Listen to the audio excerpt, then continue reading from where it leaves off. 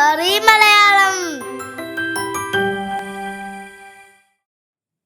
എല്ലാ കൂട്ടുകാർക്കും സ്റ്റോറി മലയാളത്തിലേക്ക് സ്വാഗതം. സ്വർണ്ണ നാണയവും നീതിയും. ഒരു ദിവസം അക്ബർ ചക്രവർത്തിയും ബീർബലും കൂടി പൂന്തോട്ടത്തിലൂടെ വെറുതെ നടക്കുകയായിരുന്നു. അപ്പോൾ അക്ബർ ബീർബലിനോടായി ചോദിച്ചു, ബീർബൽ, എപ്പോഴെങ്കിലും നിങ്ങൾക്ക് സ്വർണ്ണ നാണയമോ നീതിയോ ഇതിൽ ഏതെങ്കിലും ഒന്ന് തിരഞ്ഞെടുക്കേണ്ടതായി വന്നാൽ നിങ്ങൾ ഇതിൽ എന്തായിരിക്കും തിരഞ്ഞെടുക്കുക? അക്ബറിന്റെ ചോദ്യം കേട്ടതും ബീർബൽ ഉടൻ തന്നെ പറഞ്ഞു, അങ്ങനെ ഒരു അവസരം വന്നാൽ ഞാൻ തീർച്ചയായും സ്വർണ്ണ നാണയം തന്നെ തിരഞ്ഞെടുക്കും പ്രഭു. ബീർബലിന്റെ മറുപടി കേട്ട അക്ബർ ഒന്ന് ഞെട്ടി.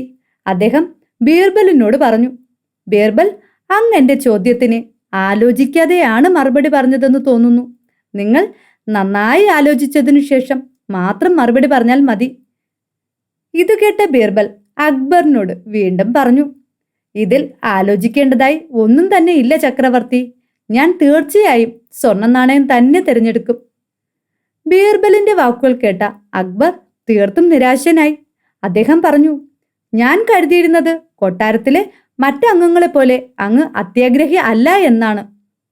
പക്ഷെ നിങ്ങൾ എന്റെ ധാരണ തെറ്റിച്ചു. എന്നാലും ചോദിക്കുകയാണ്, നിങ്ങൾ എന്തുകൊണ്ടാണ് സ്വർണ്ണ നാണയം തന്നെ തിരഞ്ഞെടുത്തത് എന്ന് പറയാമോ? അക്ബറിന്റെ വാക്കുകൾ കേട്ട ബീർബൽ പുഞ്ചിരിച്ചുകൊണ്ട് പറഞ്ഞു, മഹാനായ അക്ബർ ചക്രവർത്തിയുടെ രാജ്യത്തിൽ നീതിക്ക് യാതൊരു ബുദ്ധിമുട്ടുമില്ല പ്രഭു. അതുകൊണ്ട് തന്നെ എനിക്ക് നീതി പ്രത്യേകിച്ച് തിരഞ്ഞെടുക്കേണ്ട ആവശ്യവുമില്ല. എന്നാൽ അങ്ങയുടെ കയ്യിൽ നിന്നും സ്വർണ്ണ നാണയം ലഭിക്കുക എന്നത് വളരെ ബുദ്ധിമുട്ടുള്ള കാര്യമാണ്. അതുകൊണ്ടാണ് ഞാൻ സ്വർണ്ണ നാണയം തിരഞ്ഞെടുത്തത്.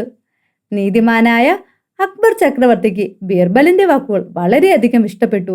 ബീർബലിന്റെ ബുദ്ധിവൈഭവത്തിൽ സന്തുഷ്ടനായ രാജാവ് അദ്ദേഹത്തിന് ധാരാളം സ്വർണ്ണ നാണയങ്ങൾ സമ്മാനമായി നൽകുകയും ചെയ്തു.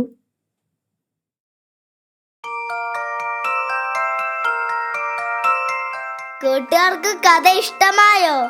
കഥ ഇഷ്ടമായെങ്കിൽ സബ്സ്ക്രൈബ് ചെയ്യൂ. കൂടുതൽ കഥകൾ വായിക്കുന്നതിനായി storyMalayalam.com സന്ദർശിക്കൂ.